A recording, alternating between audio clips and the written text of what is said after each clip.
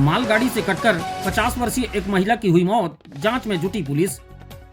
सूरजपुर जिले के सलका उमेशवरपुर चौकी क्षेत्र अंतर्गत ग्राम सलका साड़ा मार्ग के समीप रेलवे ट्रैक पर 50 वर्षीय एक महिला की मालगाड़ी ट्रेन से कटकर मौत हो गई है।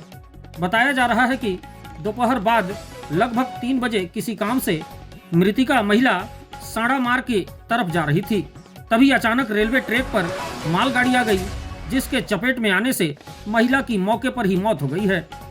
उक्त मालगाड़ी अदानी कोल माइन से कोयला लोडकर सूरजपुर की तरफ जा रही थी। इसी बीच यह हादसा हो गया।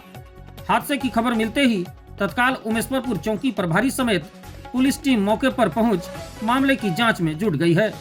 वहीं इस घटना के बाद परिजनों सहित क्षेत्र में मातम पसर गया है।